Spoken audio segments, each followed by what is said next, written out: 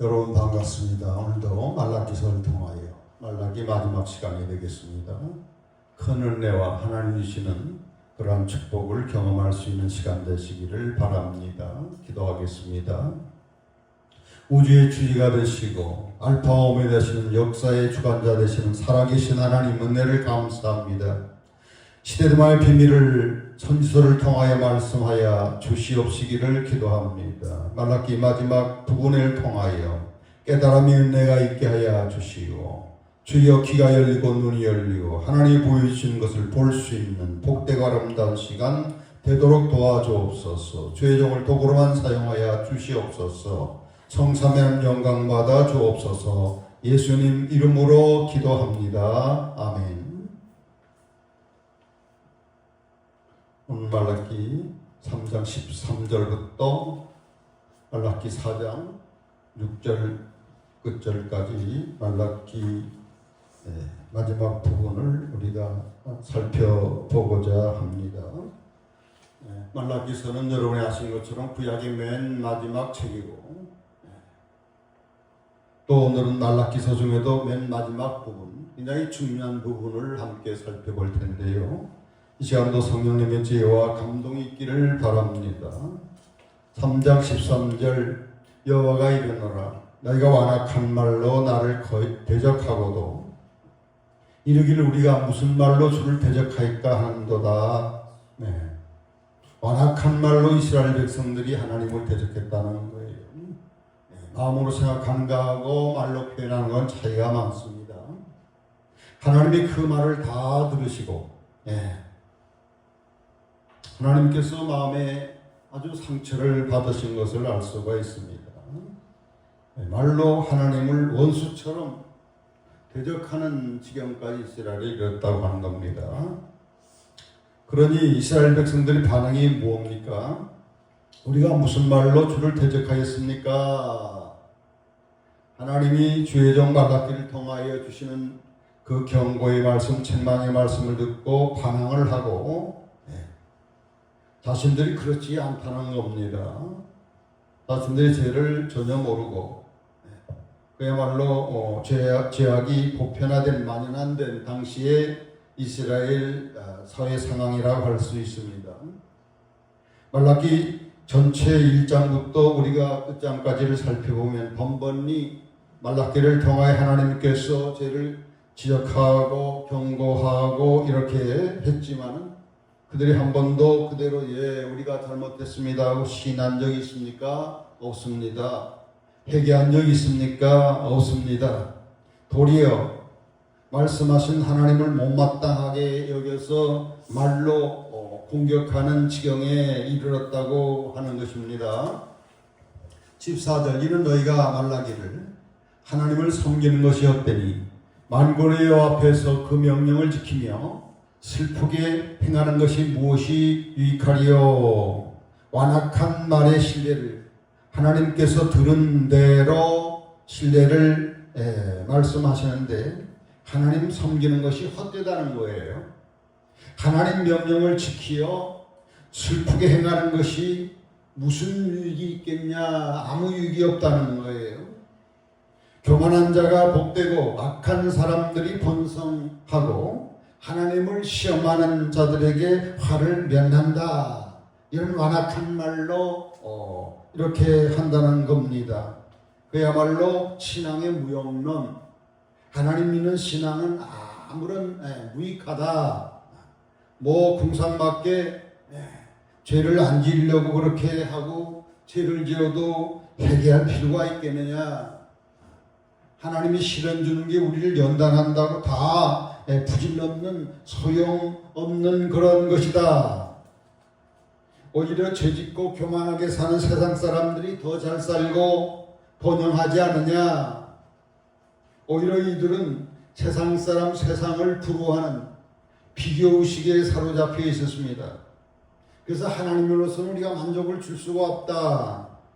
하나님은 나의 욕망을 나의 이익을 채워주시는 그러한 분으로만 자기 중심적인 그러한 신앙관, 아주 잘못된 신앙관을 갖고 있었습니다. 인생이 뭐야? 그냥 편하게 살면 되는 거지. 잘 맞고 잘 놀면 되는 거 아니냐.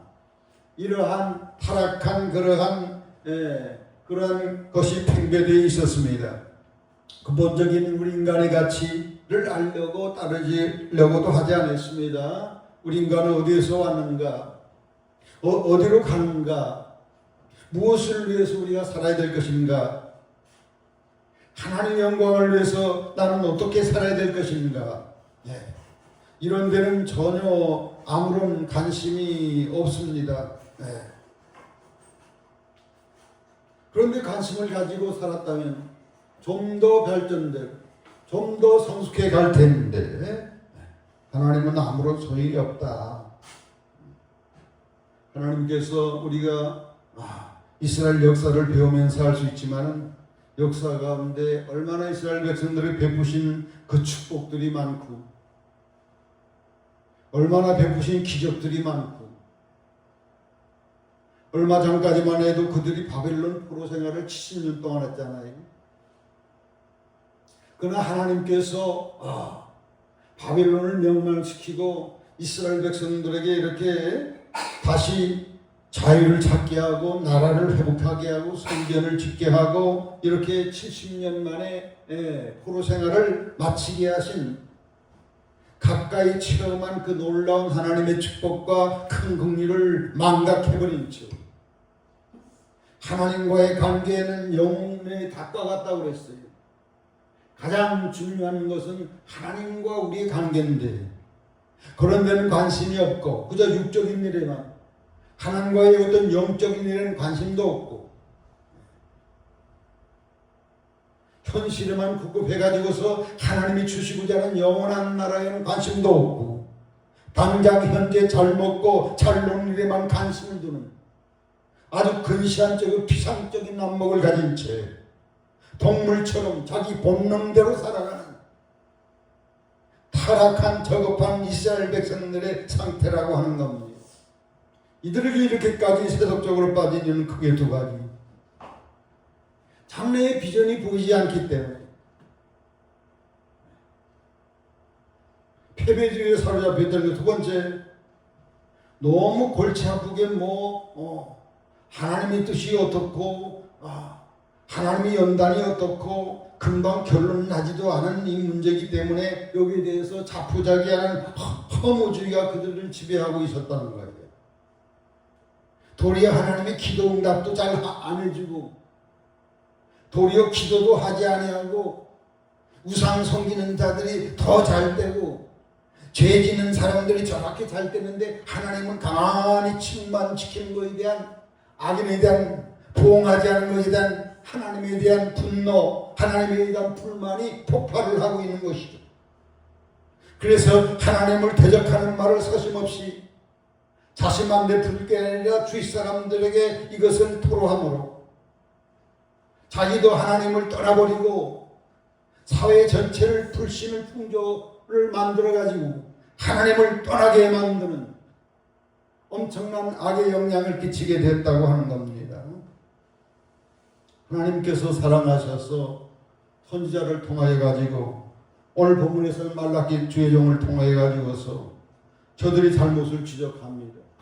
너희들이 이런 잘못을 했기 때문에 생활의 궁핍이 찾아오는 것이고 물질의 궁핍이 찾아오는 것이고 이거에도 안 되고 저거에도 안 되고 시련들이 찾아오는 것이니 지금 뭐라도 하나님 앞에서 죄를 깨닫고 회개해서 우리의 영혼의 닭과 같이 중요한 하나님의 관계를 회복을 하면 하나님의 저주에서 축복으로 바꿔주실 것이다. 이런 말씀을 전했지만 오히려 강팍한 마음을 가진 눈을 부릅뜨고 하나님 앞에 대드는 그러한 하나님을 미워하고 대적하는 지경까지 이르렀다고 하는 사실입니다. 16절 그때에 여호와를 경외하는 자들의 피차에 말하며 여호와께서 그것을 분명히 들으시고 여호와를 경외하는 자와 그 이름을 존중히 여긴 자를 위하여 여호와 앞에 있는 기념책에 기록하셨느니라. 세상이 다 타락하고 이스라엘의 하나님을 떠나고 그런 와중 속에서도 하나님을 경외하는 거룩한 구루터기 같은 남은 자들이 소수지만 있었다고 하는 사실이 하나님 앞에는 위로가 되는 거죠. 그들이 하는 말을 하나님이 다 들었다는 거예요. 피차에 말라며 여호와를 경외하는 자들 피차에 말라며 여호와께서 그것을 분명히 들으시고 이렇게 했습니다. 우리가 하는 말을 하나님이 관심 기울여 듣습니다. 우리 기도도 하나님께서 다 관심 기울이고 이렇게 들으시는 것인 줄로 믿습니다. 그래서 이 여호와를 경외하는 소수 무리들은 하나님의 음성, 선지자를 통하여 주시는 하나님의 말씀을 청청하게 귀를 기울여 잘 듣고 적극적으로 하나님을 신뢰함으로 그 말씀대로 순종해 보려고 그렇게 기도하고 또 금식하고, 비록 우리 현재는 힘들고 괴롭고 되는 일 없는 것 같이 보이고 악인들에 의해서 핍박받고 억울한 일을 당하지만 선지자들의 그 삶의 본을 받아가지고서 한차 하나님께서 반드시 악인들을 보호하실 때가 말씀하셨고, 한짝을 하나님께서 영원한 미래 영원한 나라를 복주겠다고 이렇게 약속하신 것을 굳게 믿고 거기다 소망을 두고 미래의 비전을 가지고 끝까지 믿음을 변치 않고 우리 끝까지 참아서 하나님을 떠나지 말고 신실하게 하나님을 영광 돌리는 그런 자가 됩시다 하면서 한 말들을 하나님이 다 듣고 하나님께서 책에다가 그들에 대해서 책에다가 다 기록해 놨다 그랬습니다. 기념책. 이 하나님이 그 기념책은 성경에 보면 크게 두 가지로 나오는데, 계시록 20장 15절 보면 생명책이 생명책, 들어보세요. 생명책. 생명책은 이름이 올라간 사람만 천국 갑니다. 거기에 이름이 등재 안 된 사람은 지옥 가는 그러한 생명책입니다. 그래서 계시록 20장 15절, 계시록 21장 4절 5절 생명책에 기록한 자만 천국 가는 걸로 되어 있어요. 다음에 책들이 있어요. 책들, 복수의 책들. 이거는 행위책이라고 할 수 있어요. 우리가 이 세상에 살 때에 살아가는 모든 행위들, 말하는 것까지 토시 하나까지 빠지지 않고 다 기록하는 행위의 책이 있습니다. 이 행위의 책에 따라 마지막 심판 때에 상급 줄 자는 상급 주고, 상급도 행위에 기록된 대로 차등 적용해가지고 크게 상 받을 자, 적게 상 받을 자, 다음에 형벌 받을 자, 크게 형벌 받을 자, 적게 형벌 받을 자, 행위 책에 의해서 이렇게 좌우되는 것입니다. 그래서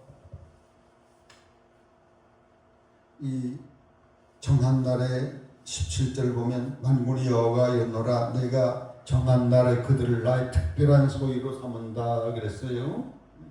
사람이 자기를 섬기는 아들 아낀 같이 내가 그들을 아끼겠다 그랬습니다. 자, 정한 날, 이거는 어렵지가 않아요. 말라기 3장 2절에도 정한 날이 오는데, 정한 날이 있는데 그것은 메시아가 예수님이 이 땅에 임하는 날, 소름날, 다음에 재림날, 복합예언으로 되어 있습니다. 말라기 4장 3절 조금 있다가 볼 텐데, 이것은 심판하는 날입니다. 그래서 정한 날에, 하나님께서 심판 날에 예수님이 이 땅에 오신 날에 뭘 삼겠다? 특별한 소유로 삼겠다. 아멘. 예수님이 이 땅에 오실 때에 왕위를 받을 자들입니다. 왕위를 받을 자. 자, 이렇게 들으시기 바랍니다. 마태복음 19장 28절에도 베드로 이하 제자들 보고 너희들은 나와 한결같이 이렇게 수고한 자들이기 때문에 모든 걸 버리고 나를 따랐기 때문에 내가 올 때에 이스라엘 12지파를 심판하게 하리라, 심판한 권세를 주겠다고. 누가복음 22장 8절 이하에도 보면 한결같이 나와 함께 시험받은 너희들은 이스라엘 지파를 이번에 다스리게 너희들에게 왕위를 주겠다 약속하셨습니다. 우리가 이미 살펴본 계시록 2장에 보면 철장으로 다스릴 권세를 주겠다. 이기는 자, 끝까지 믿음을 지킨 자에게는 철장으로 다스릴 권세를 주겠다. 나도 아버지 하나님께로부터 받은 것이 바로 그거다. 내가 받은 왕위를 너희들도 받게 될 것이다. 아멘. 더 구체적으로는 계시록 20장 중에 중요한 건데 우리 계시록을 충분히 이해하지 못한 분은 이 부분에 대해서 계시록 20장 부분 이미 나간 유튜브를 잘 참고하시면 쉽게 이해되리라고 봅니다. 예수님 올 때에 부활시킬 사람은 첫째 부활자만 옵니다. 첫째 부활자, 말씀을 다해 목배임을 당한 자, 순교한 자, 짐승의 표를 받지 않고까지 믿음의 절개를 지킨 자, 이들의 영혼을 부활시켜서 예수님과 함께 와서 1000년 동안 다스리는 걸로 되어 있어요. 그렇기 때문에 이 하나님을 경외하는 자, 기념책에 기록된 이 사람들은 왕위를 받을 자들입니다. 인간 중에 최고의 영광을 입게 될 자입니다. 아멘. 아멘. 할렐루야. 그래서 우리는 이 땅에 끝까지 믿음을 지키는 거룩한 구루터기가 되어야 되겠습니다. 엘리야가 하나님 앞에 호소합니다. 왕의 부인 이세벨이 하나님의 종들을 다 잡아 죽이고 있습니다. 이 백성들이 다 바알 섬기고 있습니다. 나 혼자만 남았습니다. 나도 죽이려고 하고 있습니다. 하니까 하나님 뭐라고 그랬어요? 아니다. 내가 나를 위하여 바알에게 무릎을 꿇지 않은 자 얼마를 남겨놨느니라? 7,000명을 남겨놨느니라. 다 무릎을 꿇어도 다 바알에게 숭배를 그렇게 해도 왕을 두려워해가지고 목숨을 살기 위해서 다 무릎을 꿇었어도 7,000명을 하나님이 남겨놨다는 거예요. 남은 자, 엘리야같이 남은 자, 이달의 기념책에 이름이 등재될 것이고 그 행위들이 다 기록이 될 것이고 정한 날에 예수님과 함께 통치하는 왕위를 받게 되는 영광스러운 그런 특별한 소유를 삼아 주신다는 말씀입니다. 18절에 그때는 정한 때, 앞에 나오는 정한 때, 예수님 이 땅에 재림할 때 온 지구를 불러 태우고 멸망시킬 심판인 때에 너희가 돌아와서 이런 부분들은 성경과 성경의 맥을 이렇게 비교하면서 해야 해석이 될 수 있는 겁니다. 추석서나 이런 의 보면 이 해석들이 바르게 되지 못한 부분들을 볼 수가 있어요. 너희가 돌아온다는 거예요. 자, 누가복음 19장 15절에 귀인이 왕위를 받고 돌아와서 했어요. 귀인은 누구죠? 예수님이 하나님 아버지로부터 만왕의 왕위를 받고 이 땅에 재림하는 것을 돌아와서라고 이야기를 하고 있습니다. 스가랴 14장 5절에는 예수님이 이 땅에 임할 때에 누구와 함께 임한다? 모든 거룩한 자와 함께 이 땅에 주님이 임한다. 이렇게 되어 있어요. 이 말을 인용해서 유다서 1장 14절에도 모든 거룩한 자와 함께 이 땅에 예수님이 재림한다 그랬어요. 대부분의 주석서는 이 모든 거룩한 자를 천사로만 이렇게 이야기를 하고 있어요. 천사만 같이 오는 게 아니에요. 칼빈이 이 부분에서는 주석을 잘했어요. 성도들도 같이 온다 이렇게 되어 있습니다. 그러나 계시록 20장 6절 보면 더 명확한 계시가 계시록에 있다고 그랬죠. 성경 66권 중에 맨 마지막 계시된 계시에 완성된 요한계시록을 모르면 복음서나 구약의 예언들 어렴풋이밖에 해석할 수가 없어요. 정확한 해석은 계시록을 알고 그 계시록 지식을 가지고 다니엘서도 풀고 마태복음 24장도 풀 때에 정확한 성경적인 해석을 낼 수가 있습니다. 이게 굉장히 중요한 부분인데 계시록 20장 6절에는 누가 함께 와서 통치하는 거다? 첫째 부활자와 함께. 데살로니가전서 4장에는 예수님 이 땅에 올 때에 그리스도 안에서 자는 자, 그리스도 안에 예수 믿고 죽은 자들을 데리고 온다 이렇게 되어 있어요. 그러면 모든 성도들이 다 오는 걸로 되어 있어요. 그렇지 않습니다. 모든 성도들이 부활하는 것은 요한복음 5장에 예수님의 음성을 듣고 무덤에서 이렇게 부활하는데 두 가지의 양상으로 선한 일을 하는 사람은 무슨 부활로? 영생, 천국 가는 부활로. 다음에 악한 일을 하는 사람은 무슨 부활로? 심판의 부활로 나오리라. 이것은 맨 마지막 역사의 끝에 백보자 심판 때에 부활시키는, 일제히 다 부활시키는 거예요. 그러나 여기서 돌아올 사람은 첫째 부활자를, 맨 처음 부활자, 순교자 부활자들, 왕위를 가지고 통치할 자들을 먼저 데리고 오는 겁니다.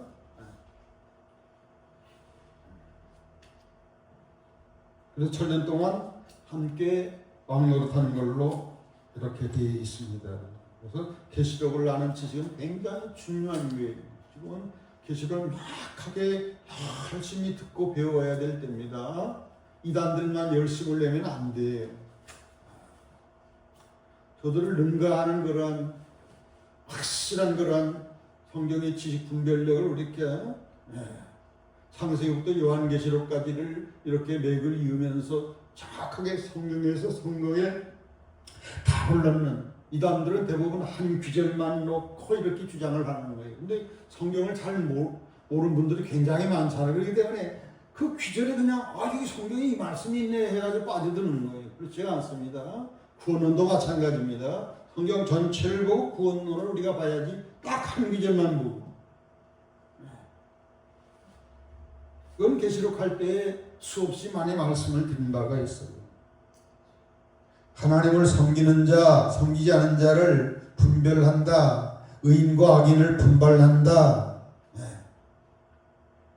말라기서 4장 3절에 이거 나오잖아요. 하나님을 경외하는 사람들이 악인들 경하는 사람을 발로 밟아 문지르고 죄가 되게 한다 그랬잖아요. 그건 나오지 않습니까? 맥이 같은 거예요. 여기서 분별한다는 것은 말라기 4장 3절에 악인을 짓밟는다, 심판한다, 재판한다 이거와 똑같은 맥입니다.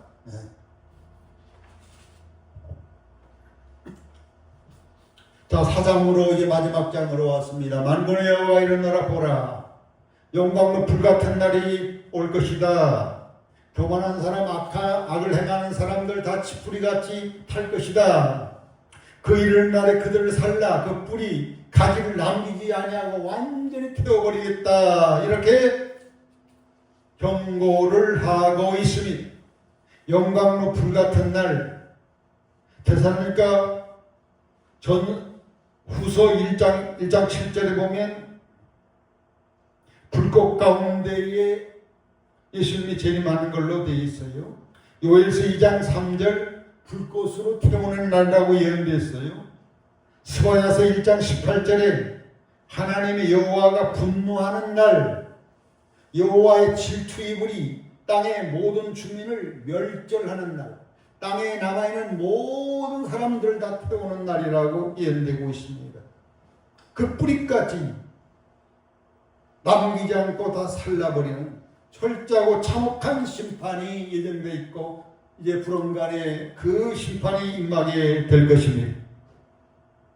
그런 거로 교만한 사람들, 악을 행하는 사람들, 끝끝내 하나님을 경외하지 않는 사람들에게는 인류 최고의 잔혹한 날이 불언간에 닥칠 것입니다.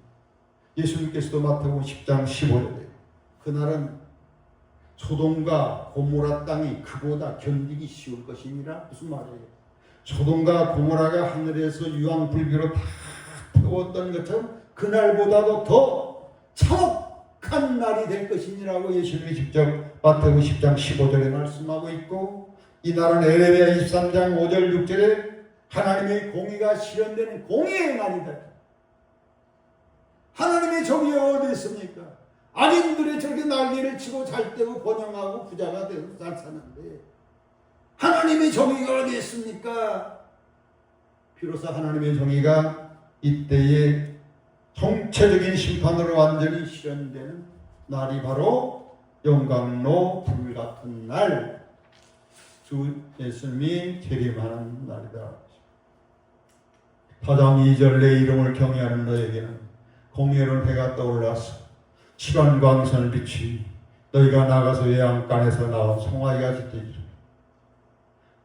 공의로운 해는 성경에서 누구를 이야기하죠? 예수님을 이야기합니다. 돋는 해, 누가복음 1장 18절에 돋는 해. 여기선 공의로운 해. 자, 조금만 집중합시다. 돋는 해. 누가복음 1장 78절은 위로부터 돋는 해가 임하여 어둠과 죽음의 그늘에 앉은 자들에게 비추고 우리의 발을 평강으로 인도하실 것이다 그랬어요. 2000년 전에 우리 예수님이 그랬죠. 십자가상의 대속의 십자가에 우리 대신해서 대속의 피를 흘려주심으로 대속의 은혜로 어둠, 죄악의 문제를, 죄의 형벌을, 죄의 저주를 당신이 형벌을 받으시고 당신의 저주를 치르심으로 말미암아 대속의 은총을 주셨어요. 죽음의 그늘 뭡니까? 사망, 죽음을 이야기하는 겁니다. 예수님께서 3일 만에 부활함으로 말미암아 부활의 초범 열매가 되셔서 우리 인간들의 죽음의 문제를 해결하는 그런 단초가 되었다고 하는 사실이죠. 죄의 문제와 죄로 말미암아 긴된 죽음의 문제를 우리 예수님이 오셔서 해결해 주시는 거예요. 할렐루야. 뿐만 아니라 우리의 발을 무엇으로 인도했다? 평강으로 인도했다 그랬습니다. 날마다 우리의 발걸음을 평강으로 인도해 주셨다 우리 예수님이. 예수님이 가시고 뭘 보내주셨죠? 뭘 선물로 주셨죠? 성령님, 보이사 성령님을 주셨습니다. 복 중에 최고의 복이라고 할 수가 있습니다. 예수님을 구주로 영접한 사람들에게는 성령을 선물로 주셔서 늘 하나님이 함께 하시고 임마누엘 하셔서 평강의 길로 인도하는 분이라는 거예요. 그래서 예수님이 이 땅에 오시는 것이 얼마나 중요하고 얼마나 즐거운 일인지 행복한 일인지. 외양간에서 나온 뭐가 같이 뛰었다? 외양간에서 나온 송아지. 외양간에 있을 땐 갑갑하고 이렇게 음침했지만 밖에 그냥 풀어놓으니까 마당에서 막 뛰어놀고 그냥 온 백성에 미칠 기쁨의 소식. 메시아가 이 땅에 온 예수님이 2000년 전에 이 땅에 마국간에 오신 이 놀라운 일이 온 백성에게 미칠 큰 기쁨의 소식. 지극히 높은 곧 하나님께는 하나님께 영광이 되고 땅에서 기뻐하신 사람들에게는 하나님의 평강이 되는 최고의 그러한 축제의 날이다. 아멘. 근데 오늘 본문에 보면 무슨 해다? 공의로운 해다. 심판의 해다 그랬어요. 예수님이 다시 그 해가 다시 뜹니다. 다시 예수님이 반드시 옵니다.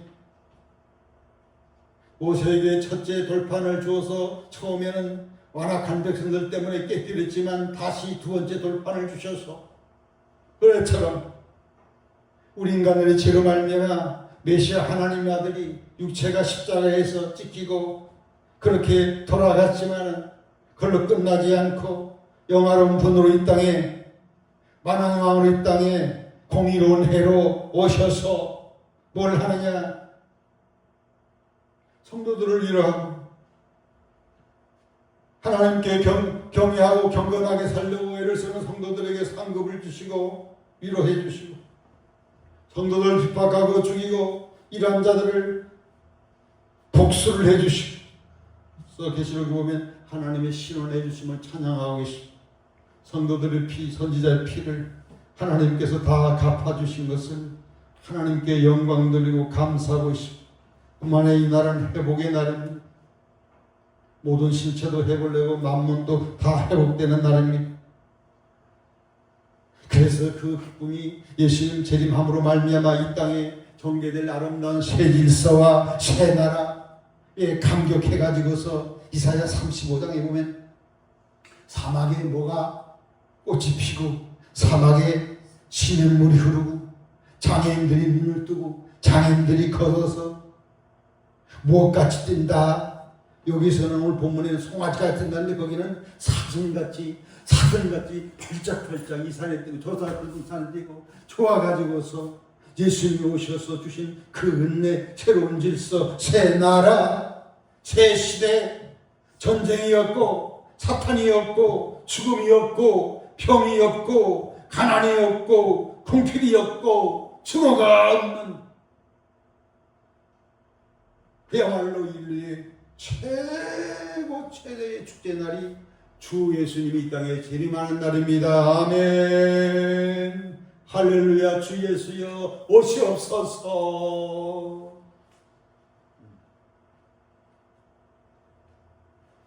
3절에 너희가 악인을 밟을 것이다 그랬어. 누가? 하나님을 경외하는 의인들이 악인을 심판하는 거예요. 내가 정한 날, 앞에도 나왔죠. 정한 날.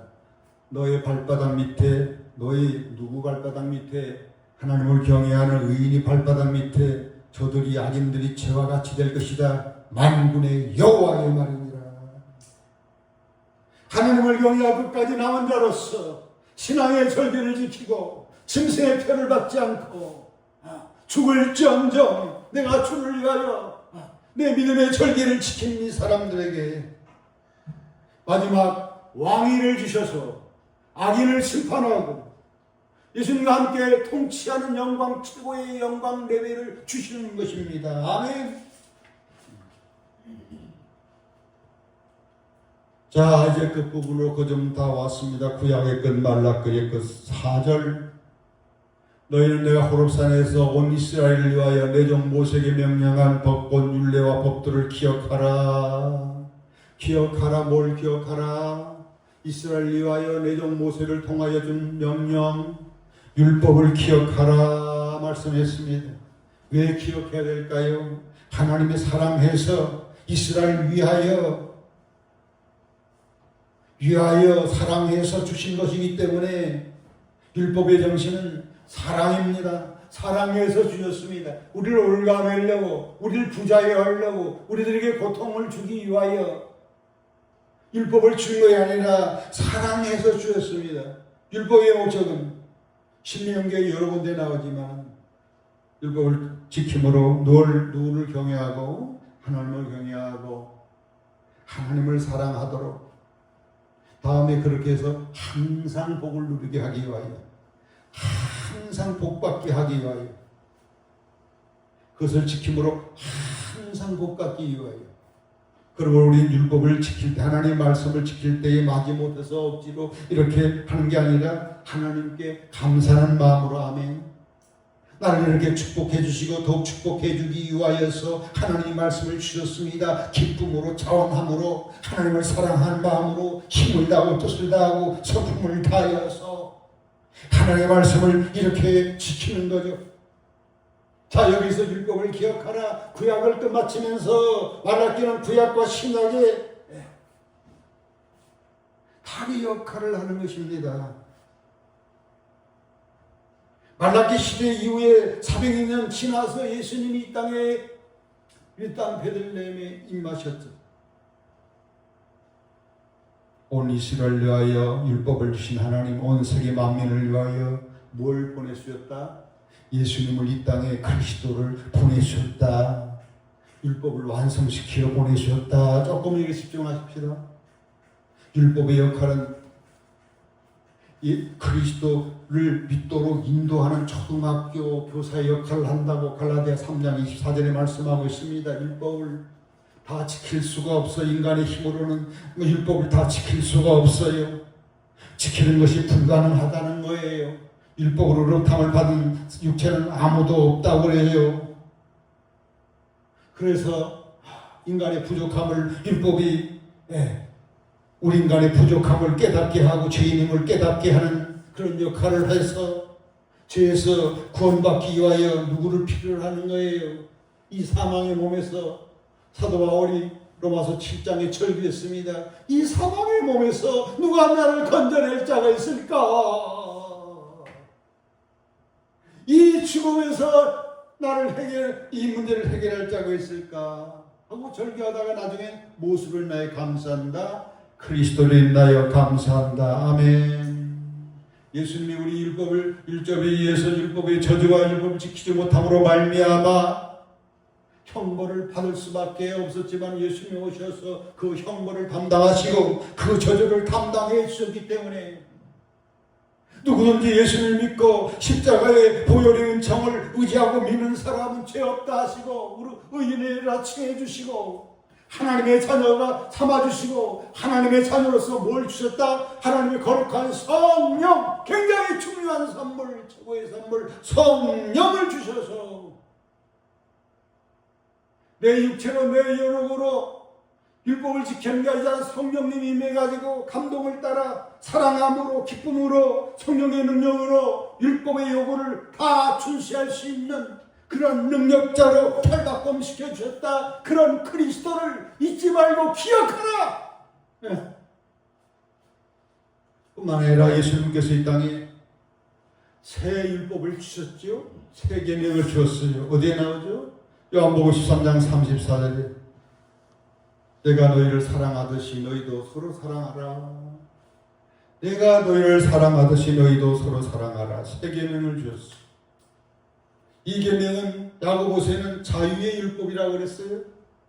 최고의 법이라고 그랬어요. 로마 13장에는 율법의 완성이라고 그랬어요. 마지못해서 형벌을 받지 않기 위해서 율법을 지키는 게 아니라 예수님이 우리를 사랑하듯이 예수님의 그 십자가의 사랑을 깨닫고 나도 예수님을 마음을 다하고 목숨을 다하여 사랑하는 마음으로 하나님의 계명을 지켜나가는 거예요. 언젠가 하나님께서 우리 한국교회를 바라보시면서 한탄하신 것이 기억이 남는 내게로 돌아오는 사람들을 하고 있느니라. 계산된 사람, 계산에 많은 사람은 사랑하는, 내가 이익될 사람은 사랑하는 것. 다음에 두 번째로 돈으로 타락했는, 심히 타락했느니라 그랬어. 교회들이 돈을 너무 좋아해요.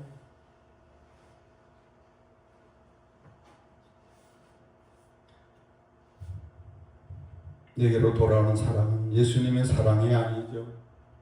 조건 없는 사랑, 죄인을 위하여 목숨까지 버리는 사랑, 예수님의 사랑입니다.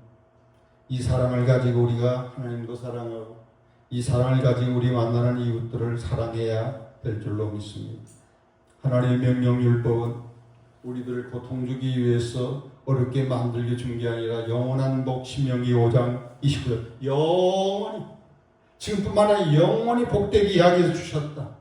신명기 6장 24절 항상 복되게 하기 위하여 율법을 주셨다. 너의 행복을 위하여 율법을 주셨다. 신명기 10장 내 자신과 내 자손이 살기 위하여 율법에 순종하라 이렇게 말씀을 하고 있습니다. 그러므로 우리는 마음을 다하고 뜻을 다하고 성품을 다해 하나님을 사랑하고 우리 자식들에게 부지런히 뭘 가르쳐야 되겠어요? 영어 가르치는 것도 중요하고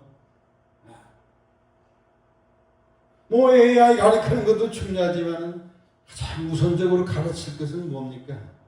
우리 인간의 규범, 진리, 기준, 지표가 되는 하나님이 주신 명령, 말씀을 부지런히 잠잘 때도 가르치고 걸으면서도 가르치라. 쉬지 말고 가르치라. 내 자식이 가르치라. 그래서 내 자식이 하나님 앞에 복받는 자며 하나님을 경외하는 자식으로 만들어야 된다고 하는 사실이죠. 그리스도를 기억할지어다. 새 계명을 기억할지어다. 이제는 율법을 범하지 아니하면 하면 죄는 아니에요. 이제는 사랑하지 않으면, 미워하는 마음 가지면, 나쁜 마음 가지면 이거 다 죄가 되는 것입니다. 행위책에다가 다 기록이 됩니다. 음란한 마음만 가져도 다 기록이 됩니다. 서로 사랑하라. 사랑하지 않은 게 죄입니다. 부부가 사랑하지 않은 게 죄라는 거예요.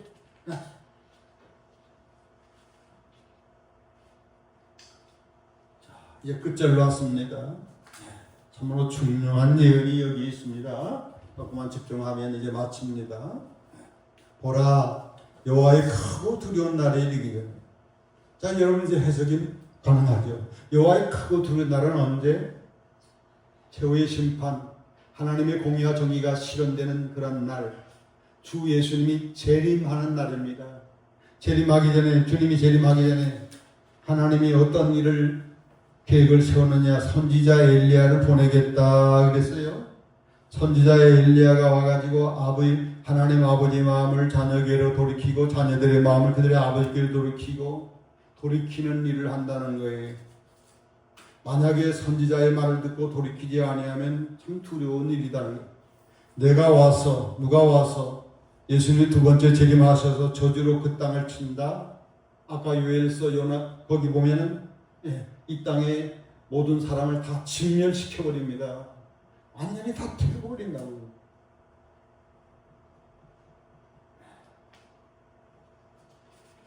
지금부터가 중요해요. 선지자 엘리야를 보낸다. 이 엘리야는 누구라고 했습니까? 예수님은 마태복음 11장 14절에 오리라고 하는 엘리야가 바로 세례 요한이다. 그이라 그랬어요. 왔는데 함부로 대해서 그의 말을 듣지 않는다는 거예요. 누가복음 1장 7절에 구약 선지자 엘리야 하늘로 죽지 않고 승천한 엘리야 선지자가 오는 게 아니라 엘리야와 같은 심령과 영과 능력을 가진 사람을 보내겠다는 겁니다. 아멘. 그래서 구약의 엘리야와 예수님의 초림을 준비한 선구자 세례요한 공통점이 많아. 우선 이분들은 다 어디에서 연단받았습니까? 광야, 빈들. 육신적으로는 굉장히 외롭고 과학적으로는 맞지 않은 빈들 광야에서 이들이 성장해 나갔어. 하나님과 일대일로 만나는 시간을 많이 가졌어. 너무 세상 일에 바쁘면 기도 시간이 없어요. 하나님만은 만나는 시간을 많이 가질 수 있기를 바랍니다. 오히려 이게 수지가 많은데 말이죠. 광야 빈들에서 성장했습니다. 그리고 역사적으로 가장 악한 시대에 일난 분들이고 이들은 외로웠습니다. 통하는 이도 없었고 홀로 싸웠어. 격렬하게 하나님 일을 했습니다. 굳굳하게 섰습니다. 이들은 바알에게 무릎을 꿇지 않았습니다. 어떤 일이 있어도 꿋꿋하게 선 남은 자들입니다. 이들의 입에서 나가는 메시지는 다 돌이키는, 회개하라는 거예요. 너희들이 이런 데서 회개하라는 거예요. 회개하지 않으면 무서운 심판이 이제 온다는 것을 예언하는 공통점이 있습니다. 그런데 여러분, 여기서 중요한 거는요, 이 엘리야에 대한 그 사명에 대해서 이 요한계시록 공부할 때에 쭉 문제가 설명해 드렸어요. 누구라고요? 계시록 11장 3절과 10절에 나오는 두 선지자 나타나는 그 능력의 양태도 나오죠. 모세와 엘리야 같은 그러한 능력의 사람으로, 그런 영성의 사람으로 굵은 배를 입고 이렇게 회개의 복음을 외치는데, 이거에 대해서는 계시록 7장, 11장, 14장 유튜브를 꼭 참고를 하시기가 굉장히 중요한 부분입니다. 이처럼 이 성경에는 초림 예수님을 예언하면서 동시에 같은 귀절에 같은 문맥에 누구까지? 다시 오실, 두 번째 오실 예수님까지 동시에 복합적으로 예언한 부분들이 굉장히 많아요. 그러니까 말라기 3장 1절에 사자를 보낸다고 그랬죠? 근데 초림입니까? 재림입니까? 초림이면서도 재림이에요. 표백하는 그곳이 누가 감히 설 자가 있겠느냐? 심판의 주로 이렇게 나옵니다. 그러니까 말라기 3장 1절 2절도 초림을 이야기하면서 재림을 이야기합니다. 초림 때 세례 요한을 이야기하면서 마지막 때에 두 주인을 예언하는 거예요. 다음에 여기 말라기 4장 5절도 엘리야를 보낸다는데 예수님은 누구라고 그랬어요? 세례 요한 초림을 준비한 세례 요한이라고 하지만 크고 두려운 날 내가 와서 저주를 땅을 친다. 예수님이 와서 저주를 땅을 친 적이 없어요. 십자가에 죽으셨어요. 재림을 동시에 예언하고 있다는 거예요.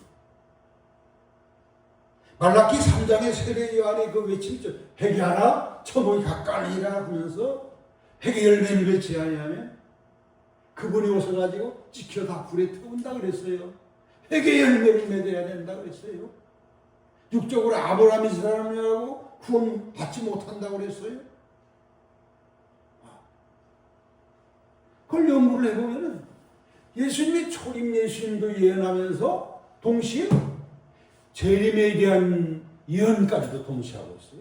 세례 요한 아마 몰랐겠죠. 초림 오신 예수님인 줄 알고 영 주시는 대로 예언을 했는데 지금 와서 말라기사라든지 이사야서라든지 다른 성경 계시록을 볼 때에 복합 예언으로 얘기해요. 말씀이 이미 나가버린 거예요. 여러분 집에 가서 말라기 3장 세례 요한의 설교 메시지를 한번 들여다보십시오.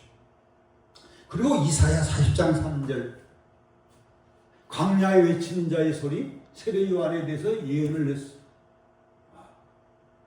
700여 년 전에 이사야가 예언을 했어요.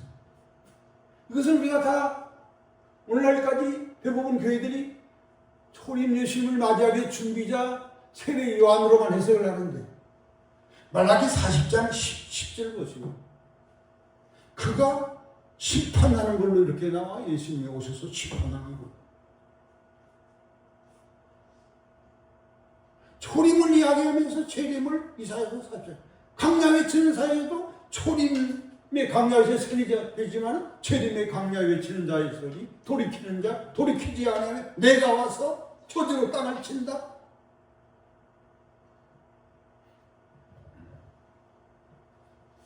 이 복합 예언 계시를 이 외에도 굉장히 많습니다.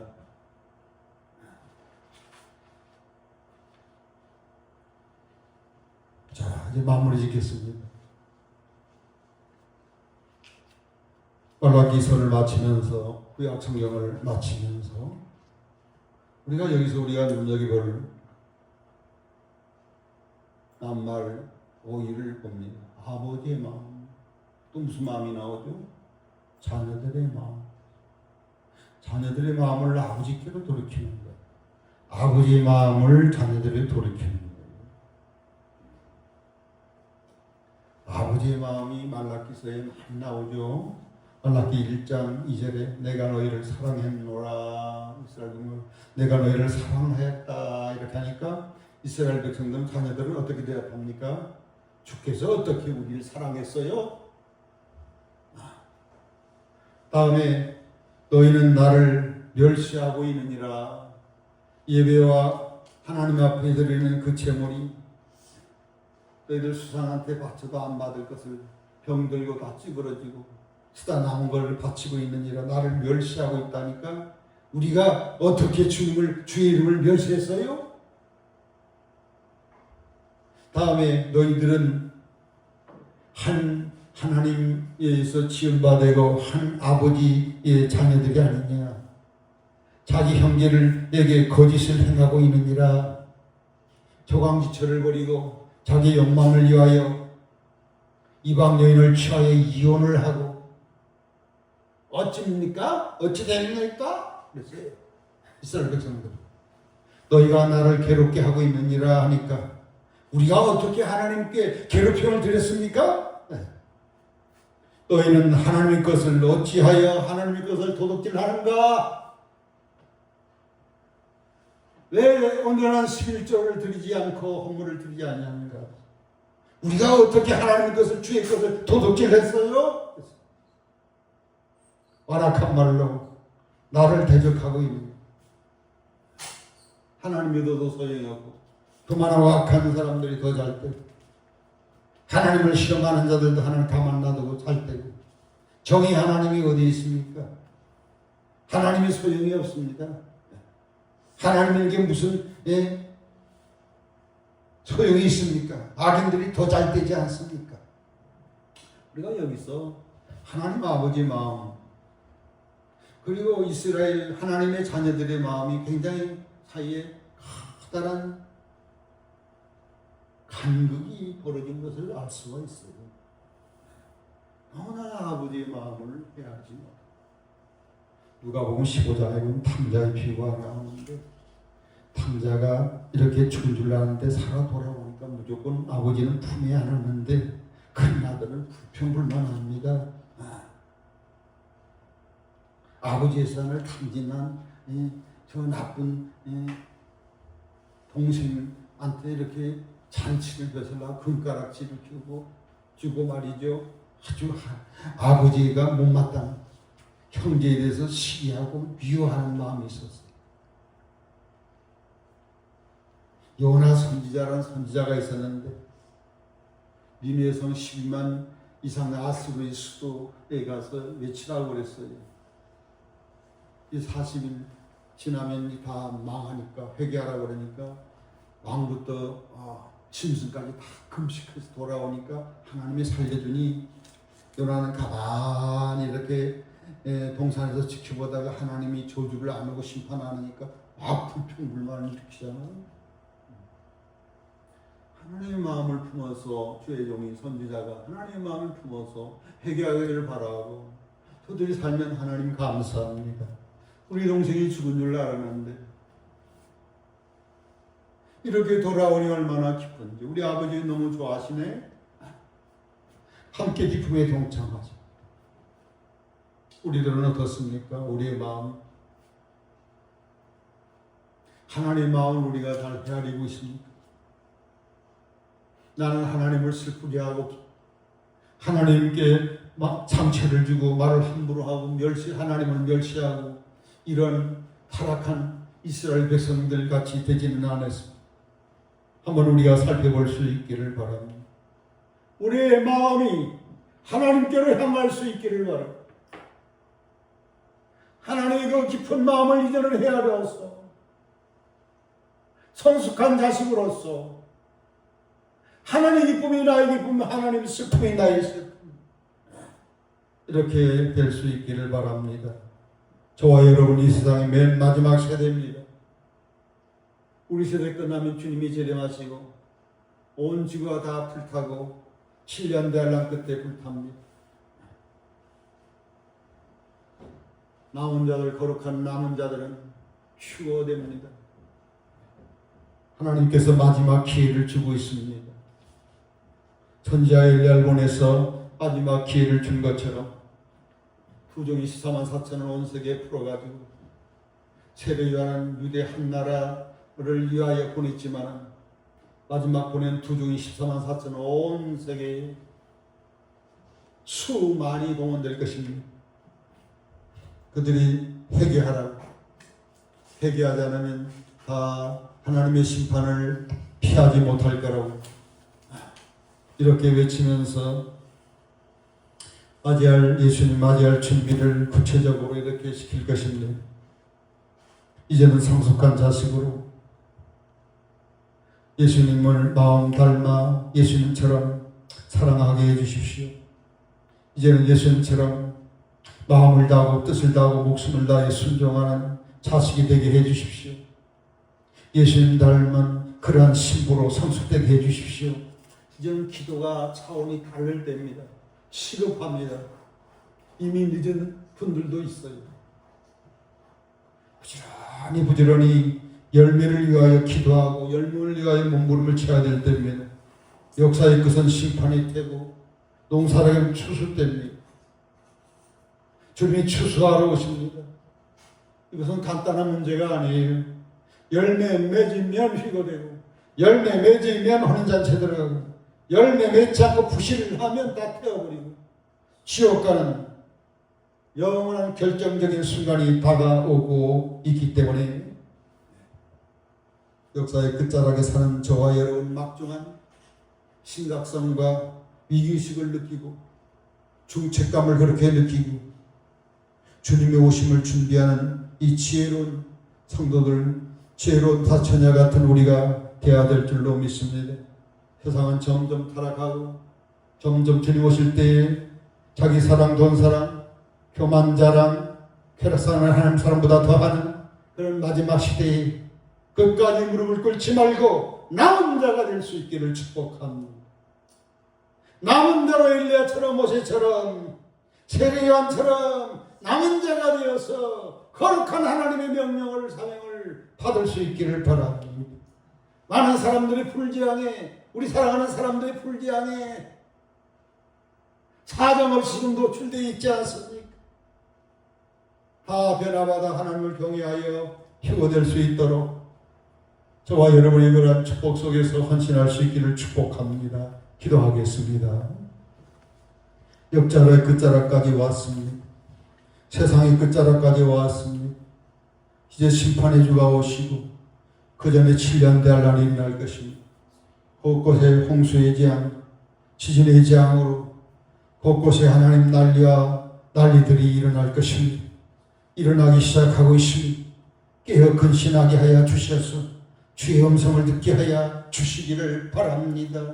주여 하나님을 경외하는 자가 되게 하여 주시고 하나님을 사랑하는 사람으로 성숙하게 하여 주시옵시고 예수님의 그리스도의 십자가의 사랑을 나타내는 우리 교회들이 다 되게 하여 주시옵소서. 기념책에 기록이 되는 우리들이 되게 하여 주시옵소서. 남은 자가 되게 하여 주시옵소서. 불재앙에 직면당하지 않고 휴거된 우리 모두가 되게 축복해 주시옵소서. 예수님 이름으로 감사하며 축복하며 기도드리옵나이다. 아멘.